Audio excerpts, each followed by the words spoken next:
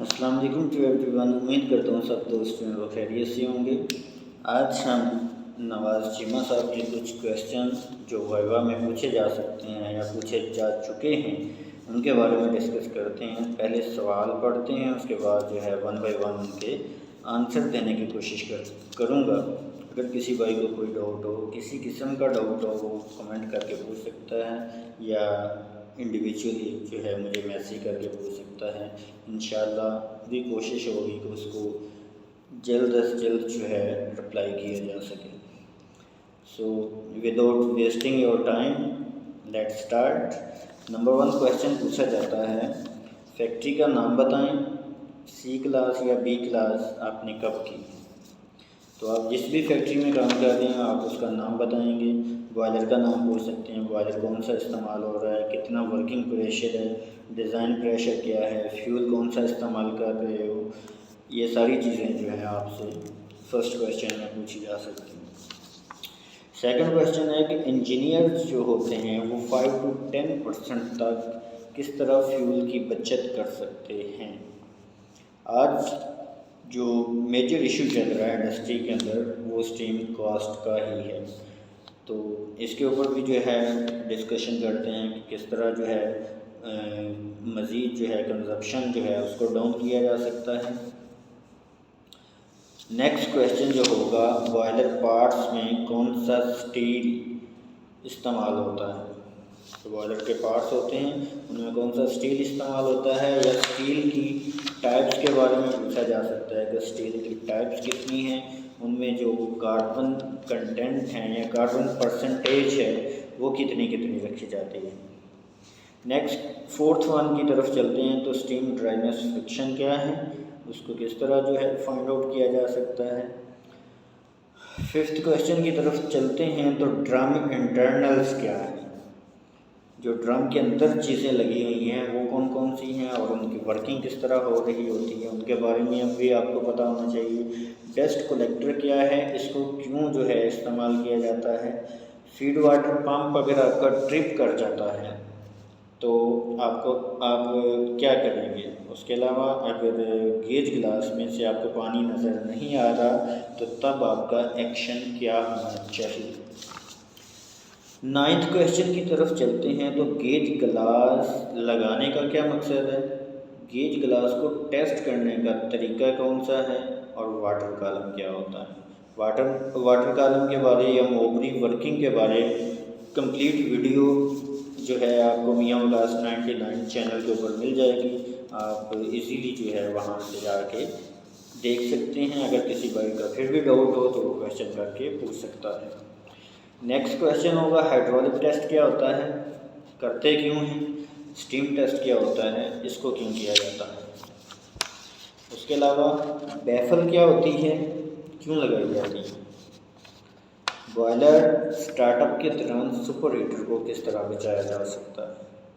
जो super heater होता है, क्योंकि नॉर्मल वर्किंग में तो सुपर हीटर में से जो है स्टीम जो है पास आउट कर रही होती है, लेकिन स्टार्ट में आप उसको किस तरह जो है सेव करते हो, उसकी ट्यूब्स जो हैं उनको किस तरह सेव कर रहे होते हैं।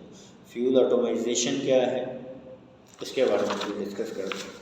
तो चलते हैं नंबर 1 क्वेश्चन की तरफ। फैक्ट्री का नेम आपने बता देना है, सी क्लास कब की वो भी आपने बता देना है। आपके बॉयलर के ऊपर जो है कौन सा फ्यूल जो है वो इस्तेमाल हो रहा है, उसके बारे में भी आपने खुद ही बताना कि हमारे बॉयलर जो है उसका इतना वर्किंग प्रेशर है, इतना उसका डिज़ाइन प्रेशर है, और इस यूनिट के लिए हम उसको इस्तेमाल कर रहे हैं। बॉयलर का कौन सी टाइप का है और उसके ऊपर फ्यूल कौन सी टाइप का जो है वो इस्तेमाल कर रहे हैं। ये सब दोस्तों ने अपने अपने हिसाब से जो आपकी फैक्ट्री में लगा हुआ बॉयलर है उसके हिसाब से आपने इसका आंसर देना है। इंजीनियर्स जो होते हैं वो 5 to 10% फ्यूल की या यूँ कह लो कि कोल की बचत किस तरह कर सकते हैं। कोल के बारे में कंप्लीट लेक्चर मियाँ उल्लास 99 के ऊपर पड़ा हुआ है, आप जाकर देख सकते हैं। सबसे पहले आपकी जो फ्यूल क्वालिटी है उसके ऊपर कंप्रोमाइज़ नहीं किया जाएगा। अगर आप फ्यूल क्वालिटी के ऊपर कंप्रोमाइज़ करोगे तो आप उसकी बचत नहीं कर पाओगे। उसमें जितने भी कंटेंट हैं कोल है तो कोल में जितने भी इंग्रेडिएंट हैं वो सारे पूरे होने चाहिए। कोई एक चीज़ भी अगर कम होती है तो आपको उस तरह एफिशिएंसी नहीं मिलेगी जिस तरह एक अच्छे फ्यूल ने देनी होती है। उसके अलावा जो चीज़ें आप कर सकते हैं फ्यूल क्वालिटी के अलावा क्या कर सकते हैं, आप एयर प्रीहीटर लगा सकते हैं, इकोनोमाइज़र लगा सकते हैं। जो फीड वाटर टेम्परेचर है उसका जो फीड वाटर है उसका टेम्परेचर मज़ीद बढ़ा के दे सकते हैं इकोनोमाइज़र से पहले। उसके अलावा जो कंडेंसेट आ रहा होता है आपका यूनिट के ऊपर डिपेंड करता है कि उसकी रिक्वायरमेंट क्या है। अगर डाई यूनिट है या आगे ड्राइव वगैरह जो हैं वो चल रही हैं तो आपका जो कंडेंसेट आ रहा होता है उसका भी 80 to 90 डिग्री सी टेम्परेचर होता है। आप उसको सेव करके अपने फ्यूल की कॉस्ट को जो है वो कंट्रोल कर सकते हो। इसके अलावा जो हीट लॉसेस हो रहे होते हैं उनको रिकवर करके भी आप अपना फ्यूल को जो है उसकी बचत कर रहे होते हो। फीड टेम्परेचर के बारे में अगर बात की जाए तो आपकी किस परसेंटेज के हिसाब से आपके फ्यूल की बचत हो रही होती है। अगर आपका फीड वाटर टेम्परेचर जो है वो 6 डिग्री सी राइज कर जाए तो आपका 1% फ्यूल जो है उसकी बचत हो रही होती है। इसी तरह बॉयलर पार्ट्स में कौन सा स्टील जो है वो इस्तेमाल किया जाता है। According to ASME American society of mechanical engineering के हवाले से और उनकी कोड जो लिमिट दी गई हैं उनके हवाले से अगर बात की जाए तो कार्बन कंटेंट जो है वो लेस देन 0.35% होने चाहिए जो आपके बॉयलर के पार्ट्स में इस्तेमाल हो रहे हैं। उसके अलावा जो है कार्बन की टाइप्स के बारे में अगर बात की जाए, स्टील की टाइप्स के बारे में अगर बात की जाए तो लो कार्बन स्टील आ जाएगा। लो कार्बन स्टील को आप माइल्ड स्टील भी बोल रहे होते हो। अप टू 0.25% तक इसमें कार्बन होती है। इन तीनों या जो भी उसके टाइप्स हैं उनको आप कार्बन परसेंटेज के ऊपर रहते हुए ही डिफ्रेंशिएट कर रहे होते हैं। सेकंड वन है medium carbon steel. Medium carbon steel में 0.25 से लेकर 0.45% तक जो है कार्बन कंटेंट होते हैं। इसी तरह हाई कार्बन स्टील में 0.45% टू 1.50% तक जो है कार्बन कंटेंट आपके पास होते हैं और कार्बन कंटेंट की बेस के ऊपर ही आप इन सब को जो है डिफ्रेंशिएट कर रहे होते हैं, इन सब में फ़र्क जो है वो निकाल रहे होते हैं। नेक्स्ट क्वेश्चन है स्टीम ड्राइनेस फ्रिक्शन क्या होती है। आपकी स्टीम में जो पानी की क्वांटिटी होती है उसको आप स्टीम ड्राइनेस फ्रिक्शन बोलते हैं। How much quantity of water present in steam called steam dryness friction. मालूम किस तरह कर रहे होते हो। Steam dryness friction equal to mass of water vapour divided by mass of liquid plus mass of water vapour. ये इसका formula है। अगर इसको फाइनल लिखा जाए तो x इक्वल टू x आप बोलोगे ड्राइनेस फ्रिक्शन को mass of water vapour divided by mass of liquid plus 1। ये इसका फार्मूला है फाइनल जिसके साथ आप स्टीम के ड्राइनेस फ्रिक्शन जो है उसको फाइंड आउट कर रहे होते हैं। नेक्स्ट क्वेश्चन की तरफ चलते हैं। तो फीड वाटर पंप जो होता है अगर ट्रिप कर जाए तो आप क्या करेंगे। जो आपका बॉयलर स्टीम प्रोड्यूस कर रहा होता है उसका डिपेंडिंग जो है किसके ऊपर कर रहा होता है, वाटर के ऊपर। और अगर आपका पंप ही ट्रिप कर जाए तो आपका ओवरऑल जो बॉयलर है उसमें पानी की क्वांटिटी जो है वो कम हो जाए, लो लेवल भी लग सकता है और लो लेवल के ऊपर आपका बॉयलर जो है ऑटो पे ट्रिप भी कर सकता है। इसलिए जो भी इशू है पंप में उसमें कैविटेशन फिनोमिना आया है या कोई और इशू है, वोल्टेज का इशू है, वो सारी चीज़ें जो हैं आप फाइंड आउट करके उसका जो भी इशू होगा उसको सॉल्व करके उसको ऑपरेशन में लोगे। नॉर्मली बॉयलर के ऊपर 2 पंप लगे होते हैं, एक ऑपरेशन में होता है दूसरा स्टैंड बाई होता है। अगर तो आपके पास स्टैंड बाई पोजीशन में है कोई पंप आप उसको ऑपरेशन में ले सकते हैं। अदरवाइज जो एक ही पंप लगा हुआ है पहले उसको जो है जो भी उसका इशू है उसको सॉर्ट आउट करोगे देन आप अपने बॉयलर को जो है ऑपरेशन में लोगे। इसके अलावा गेज ग्लास में अगर आपके पास पानी नज़र नहीं आ रहा तो आप क्या करोगे? गेज ग्लास जो लगा होता है वो आपकी जो हाई हीटिंग सरफेस होती है उससे 4 to 6 इंच जो है अबव लगा होता है। अब होता क्या है, पानी की जो है डिफरेंट लेवल रखे गए हैं, एक लो लेवल है, एक लो लेवल है। लो लेवल के ऊपर में भी आपको पानी जो है कुछ क्वांटिटी में गेज ग्लास में नज़र आ रहा हो, और लो लेवल पे आपका बॉयलर जो है उसकी सेफ्टी है कि वो ऑटो पे ट्रिप कर जाएगा। जब तक उसकी वाटर क्वांटिटी जो है वो पूरी नहीं होगी तब तक आप बॉयलर को रनिंग में नहीं लोगे, और अगर रनिंग में लेते हो तो ऑटो पे बार बार ट्रिप करेगा क्योंकि उसकी सेफ्टी है। नेक्स्ट क्वेश्चन की तरफ चलते हैं कि गेज ग्लास का मकसद क्या होता है, टेस्ट करने का क्या तरीका है, वाटर कॉलम क्या होता है।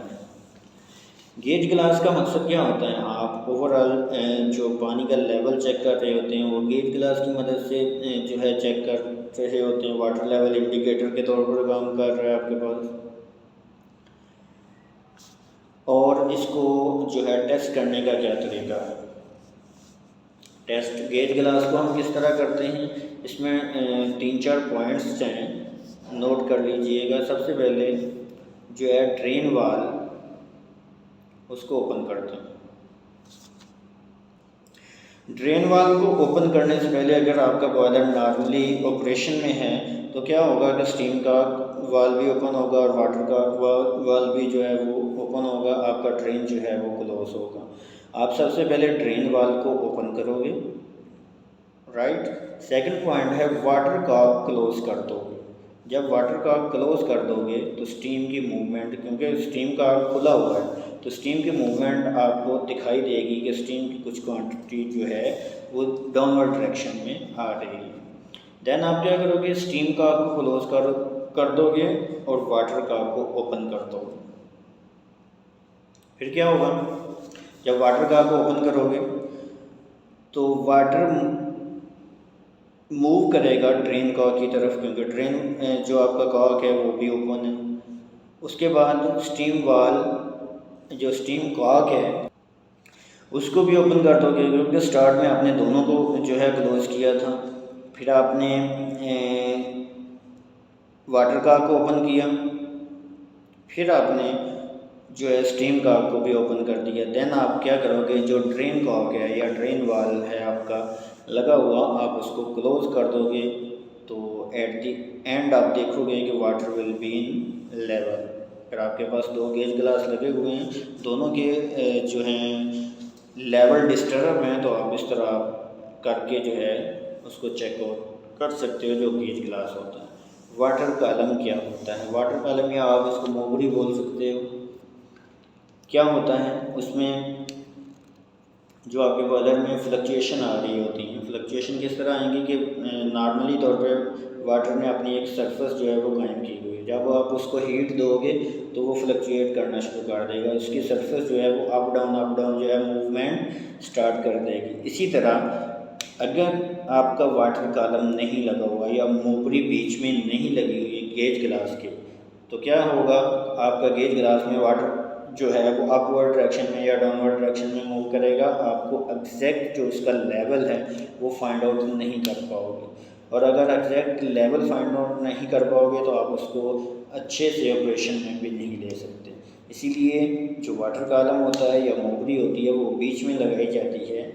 फर्स्ट उसका पर्पस ये होता है कि जितनी भी फ्लक्चुएशन आ रही हैं वो सारी खुद बियर कर दे, आगे लेवल को मेंटेन करके दिखाए कि आपके जो गेज ग्लास में इतना लेवल है वाटर का। सेकंड क्या होता है कि जो आपका स्टीम कॉक और वाटर कॉक होता है उसमें भी फ़र्क होता है। जो वाटर कॉक होता है उसका होल जो होता है वो थोड़ा लार्ज साइज़ होगा, इसी तरह स्टीम कॉक का होल जो होता है वो थोड़ा स्मॉल साइज़ होगा as compare to water Kock.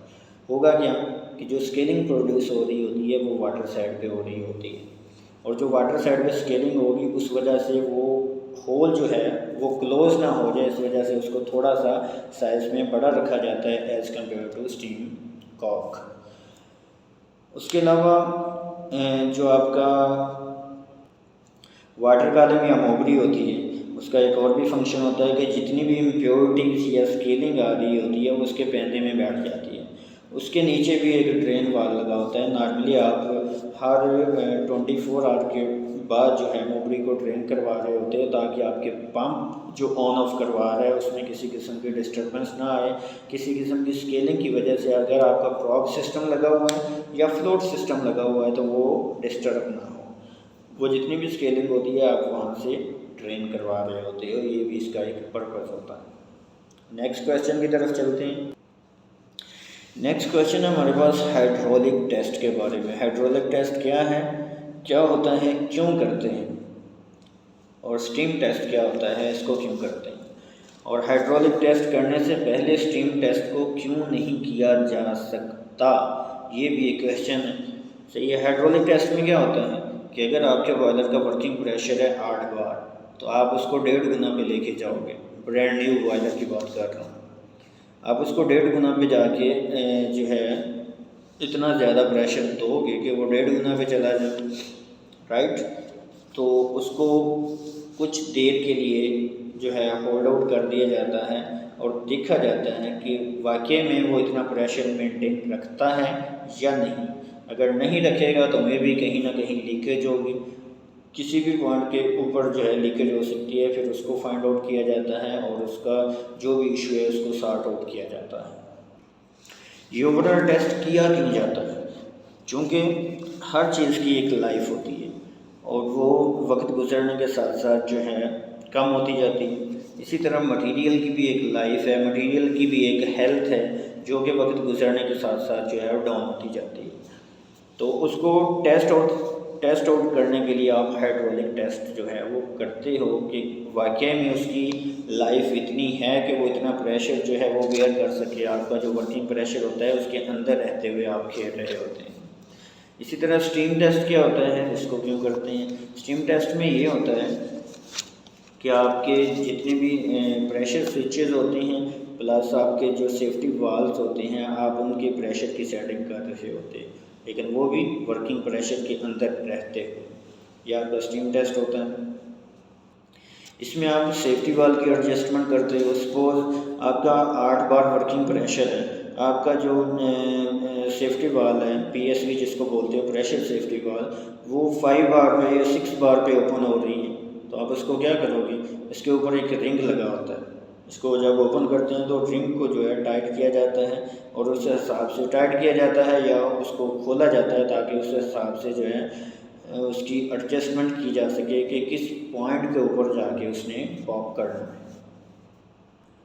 Next question है हमारे पास, बैफल क्या होती है और इसको क्यों लगाते हैं। बैफल होती है कि आपका जो डिफरेंट पासेस बनाए जाते हैं बॉयलर में, उनके अंदर डिफरेंट जो है हर्डल्स रख दी जाती हैं।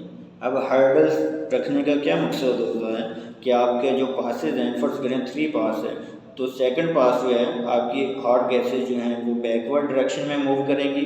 देन जो आपने हर्डल रखी हुई है उसकी बैक से जो है आपकी हॉट गैसेज या फ्लू गैसेज जो हैं वो मूव करती हुई आएंगी। उसकी वजह क्या होती है, लगाने की वजह यही होती है कि आपका जो भी फ्यूल है या जो भी फ्लू गैसेज हैं उनकी एनर्जी को मैक्सिमम यूटिलाइज किया जा सके। बैफल प्लेट और चीज़ है, बैफल और चीज़ है। बैफल प्लेटें होती हैं जो आपके सेफ्टी वाल के नीचे लगी होती हैं, जिसमें जो है प्राइमिंग से प्रिवेंट कर रही होती हैं आपकी स्टीम को, कि स्टीम के अंदर जो है वाटर मिक्स ना हो। और जो बैफल, सिर्फ बैफल लफ्ज़ है, उसमें ये होता है कि आपके जो पासेज होते हैं उनको जो है डिफ्रेंशिएट किया जा रहा होता है ताकि जो फ्लू गैसेज हैं उनकी एनर्जी को मैक्सिमम यूटिलाइज किया जा सके। नेक्स्ट क्वेश्चन की तरफ चलते हैं। बॉयलर स्टार्टअप के दौरान जो सुपर हीटर होता है उसको किस तरह बचाते हैं। जो बॉयलर स्टार्टअप के दौरान आपका जो सुपर हीटर होता है आप उसको किस तरह बचाते हैं। सुपर हीटर जो है वो बेसिकली 2 टाइप्स के आप बोल सकते हैं, एक को ड्रेनेबल बोलोगे, दूसरे को नॉन ड्रेनेबल बोलोगे। और भी इसकी टाइप्स हैं, लेकिन अभी फ़िलहाल सवाल के हवाले से जो है आपको जवाब देना है। तो ड्रेनेबल में क्या होगा कि जब आप बॉयलर का स्टार्टअप ले रहे होगे तो ड्रेनेबल में आप उस सुपर हीटर को जो है वाटर के साथ फिल कर दोगे। जब वाटर के साथ फिल कर दोगे तो जैसे ही आपकी स्टीम बनना स्टार्ट हो जाएगी तो वो वाला वाटर आप ड्रेन कर दोगे और उसको नॉर्मल ऑपरेशन में ले दोगे। एक सिचुएशन ये आ गई। अब सेकंड सिचुएशन की तरफ चलते हैं कि अगर आपका जो सुपर हीटर है वो ड्रेनेबल नहीं है तो तब आप क्या करोगे। तब आप ये करोगे, क्योंकि जो सुपर हीटर होते हैं वो आपकी फ्लो गैसेस के जो पाथ होता है उसमें आ रहे होते हैं। अब जो नॉन ड्रेनेबल सुपर हीटर होंगे उसमें आप ये करोगे कि जो फ्लो गैसेस हैं उनको बाईपास कर दोगे। जब उनको बाईपास कर दोगे, जैसे ही आपकी स्टीम बनना जो है वो स्टार्ट हो जाएगी तो उसको नॉर्मल ऑपरेशन में ले लोगे। इस तरह आप अपने सुपर हीटर को बॉयलर के स्टार्टअप में जो है प्रिवेंट करोगे तो वो हीट अप ना हो।